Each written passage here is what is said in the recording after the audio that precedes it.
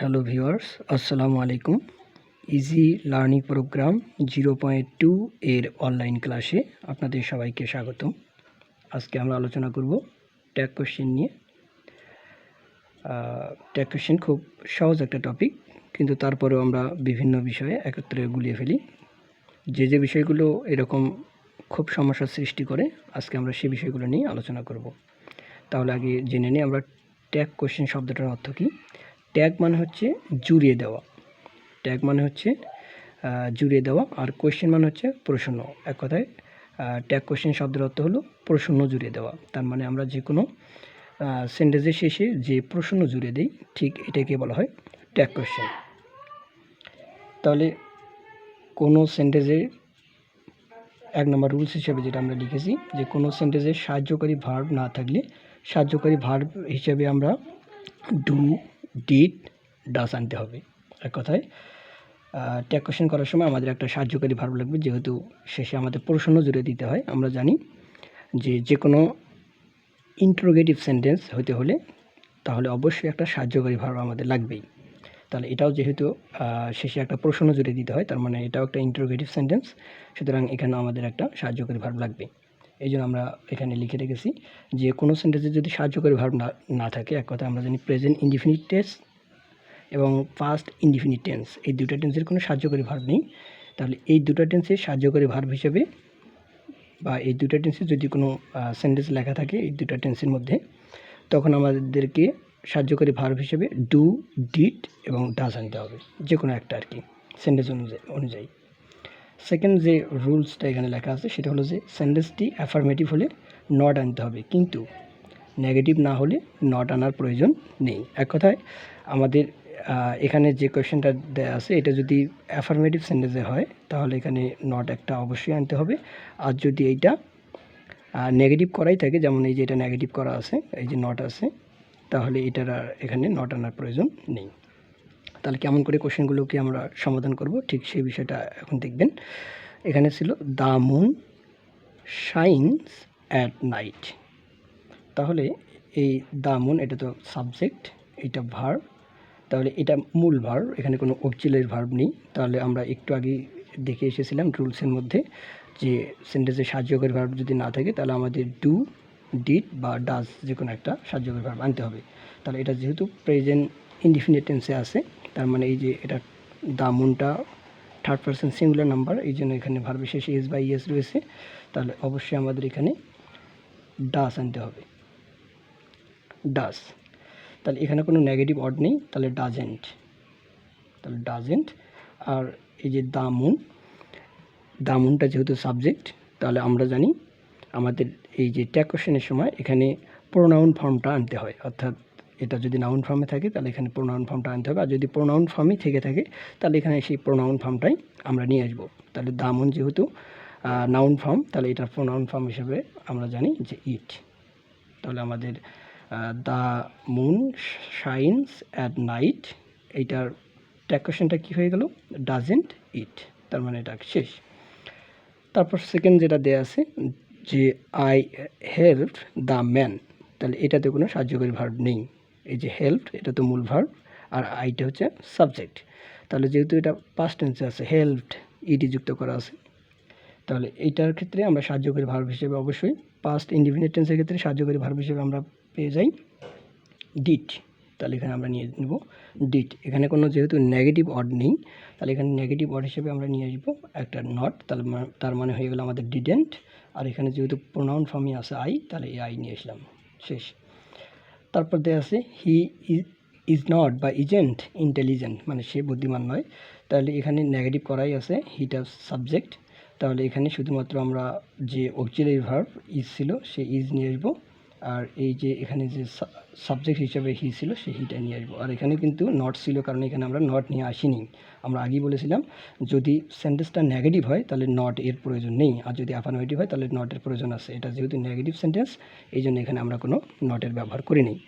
তারপর এখানে দেওয়া আছে আই অ্যাম হাংরি, তাহলে এখানে আই অ্যাম, তার মানে এটা অ্যাফার্মেটিভ সেন্টেন্স, তাহলে এখানে অবশ্যই আমাদের একটা নট আনতে হবে। আপনারা সবসময় মনে রাখবেন যে অ্যাম নট কখনো হয় না, হয় এইন্ট নয়তো বা আরেন্ট, তার মানে ARENT, আরেন্ট, এই যে প্রোনাউন ফর্ম ছিল সেই প্রোনাউন ফর্মটা বসাই দিলাম। তার মানে সবসময় মনে রাখবেন কখনো অ্যাম নট হয় না, সবসময় হয় আরেন্ট।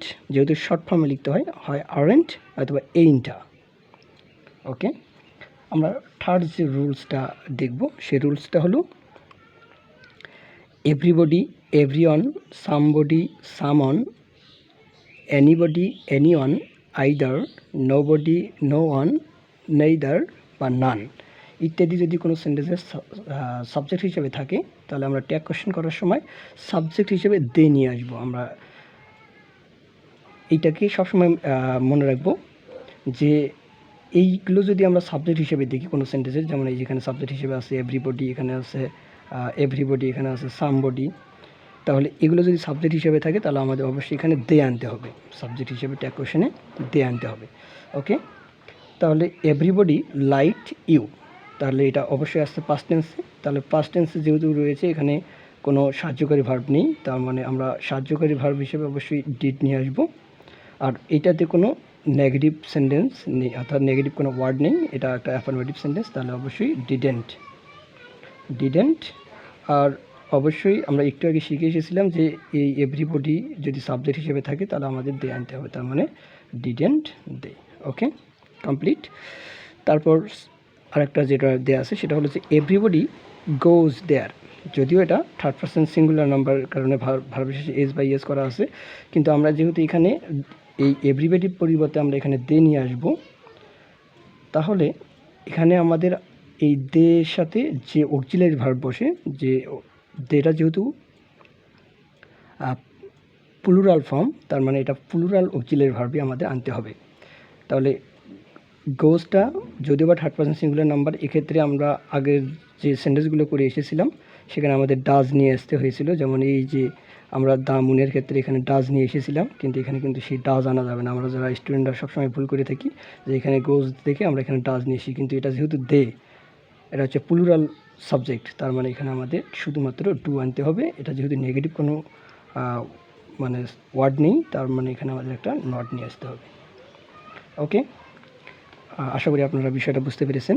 তারপর দেওয়া আছে somebody has stolen my pen, এখানে অক্সিলারি ভার্ব দেওয়া আছে, তাহলে সেটাই আমরা অক্সিলারি ভার্ব হিসেবে নিয়ে আসব। কিন্তু এইটার আমরা জানি হ্যাভ, হ্যাজ, এটার সাথে আরেকটা রয়েছে হ্যাজ, তাহলে এটা হ্যাজ বসে সিঙ্গুলার যে সাবজেক্টগুলো ঠিক সেগুলোর সাথে, আর হ্যাভ বসে প্লুরাল যে সাবজেক্টগুলো সেগুলোর সাথে। তার মানে এখানে যেহেতু আমরা সামবডি এর পরিবর্তে দিয়ে আনতে হবে, তাহলে অবশ্যই আমাদের এখানে হ্যাভ আনতে হবে। এখানে কিন্তু আর আমাদের হ্যাজ আনা যাবে না, আর এটাতে কোনো নেগেটিভ ওয়ার্ড নেই, তার মানে এখানে আমাদের একটা নট নিয়ে আসতে হবে। আশা করি আপনারা এই বিষয়টা ক্লিয়ার হয়ে গেছেন। এটাই কিন্তু আমাদের স্টুডেন্টদের মাঝে সবসময় ঝামেলা করে ফেলে। ওকে, আমরা এইটার আর একটা রুলস দেখব, যে যেমন এখানে ছিল এই যে নোবডি, নো ওয়ান, নান, নাইদার, এগুলোর একটা এক্সাম্পল দেখব যে সেন্টেন্সটা কিন্তু নেগেটিভ করা রয়েছে।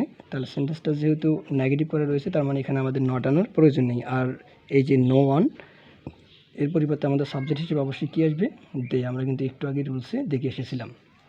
আর এটাতে কোনো এটা যেহেতু নেগেটিভ ওয়ার্ড, তার মানে নেগেটিভ ওয়ার্ডের প্রয়োজন নেই। আর উডটা আমরা জানি,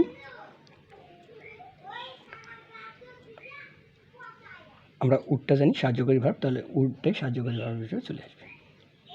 ওকে, আপনারা আশা করি বুঝতে পেরেছেন এখানে কেন নট নিয়ে আসলাম না, কারণ নো ওয়ান এটাই একটা নেগেটিভ ওয়ার্ড, আর আমরা জানি যদি সেন্টেন্সটাই নেগেটিভ থাকে তাহলে আমাদের এখানে আর কখনোই নেগেটিভ ওয়ার্ড আনার প্রয়োজন নেই বা নট আনার প্রয়োজন নেই। ওকে, আশা করি আপনারা বুঝতে পেরেছেন।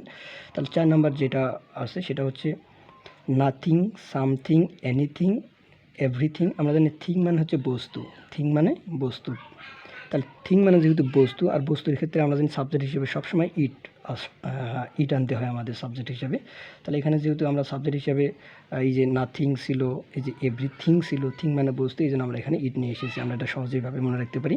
আর এগুলোতে যেহেতু এরা যেহেতু অ্যাফার্মেটিভ সেন্টেন্স, তাহলে এই সাহায্যকারী ভার্ব হিসেবে যা আছে তাই আনতে হবে ওয়াজ, এটাতে কোনো নেগেটিভ ওয়ার্ড নেই, তার মানে আমাদের এটা একটা নেগেটিভ হিসেবে নট আনতে হবে। আর নাথিং এটা কিন্তু নট, এই যে নট রয়েছে মানে এটা নেগেটিভ আছে, এই জন্য এখানে আমাদের নেগেটিভ কোনো ওয়ার্ড আনা যাবে না, তাহলে ইজ যা ছিল তাই নিয়ে আসলাম। আশা করি আপনারা বিষয়টা ক্লিয়ার হয়েছেন। ওকে, 5 নাম্বার যে রুলসটা রয়েছে সেই 5 নাম্বার রুলসটা হলো অ্যাফার্মেটিভ সেন্টেন্সে যদি অ্যাফার্মেটিভ স্টেটমেন্টে লেটাস থাকে, লেটাস বা লেটস দুটোই কিন্তু একই। এটা শুধু শর্ট ফর্ম, এটা হচ্ছে মানে সবটুকুই দেওয়া আছে, মানে বিস্তারিত ফর্ম। ইত্যাদি যদি থাকে সাবজেক্টে তাহলে আমাদের শ্যালুই বসাতে হবে, অর্থাৎ লেটাস থাকলে আমাদের শ্যালুই বসাতে হবে। এছাড়া যত ইম্পারেটিভ সেন্টেন্স আছে সর্বক্ষেত্রে আমরা উইলিও বসাবো, একদম মুখস্থ। যে যদি শুধুমাত্র লেটাস থাকে বা লেটস থাকে তাহলে আমরা বসাবো শ্যালুই, আর যদি লেটাস ব্যতীত অন্য যে কোনো ইম্পারেটিভ সেন্টেন্স হয় তাহলে আমরা বসাবো উইলিও। যেমন এখানে দেওয়া আছে লেটাস এনজয় এ মুভি, তাহলে লেটস বা লেটাস, তাহলে আমরা এটা মুখস্থ কী বসাই দেবো, অবশ্যই শ্যাল উই। ওকে, পরেরটা কী দেওয়া আছে, লেট হিম, এখানে কিন্তু লেট আস নাই বা লেটস নাই, লেট হিম রয়েছে। আমরা কিন্তু বলছিলাম যে অন্য যে কোনো ইম্পারেটিভ সেন্টেন্সের ক্ষেত্রে কী বসবে, অবশ্যই উইল ইউ, তাহলে আমরা এখানে উইল ইউ বসাই দিলাম, শেষ আমাদের কাজ।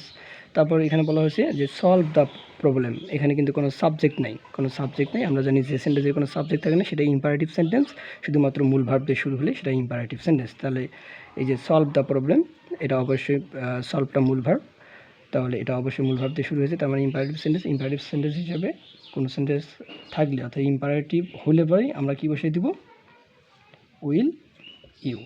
তাহলে লেটাস থাকলে শ্যাল উই, আর লেটাস না থাকলে অন্য যে কোনো ইম্পারেটিভ হলে উইল ইউ। আশা করি আপনারা বুঝতে পেরেছেন। এভাবেই আমরা সবগুলোই, যতগুলো আমাদের ট্যাগ কোশ্চেনের যত কোশ্চেন রয়েছে আমরা এভাবেই সব সলভ করতে পারি। তাছাড়াও যদি কারো কোনো বিষয়ে বোঝার বা জানার থাকে আপনারা আমাদেরকে কমেন্ট বক্সে জানাই দিবেন, আমরা চেষ্টা করব আপনাদের বিষয়গুলো সমাধান করে দেওয়ার জন্য। ধন্যবাদ সবাইকে।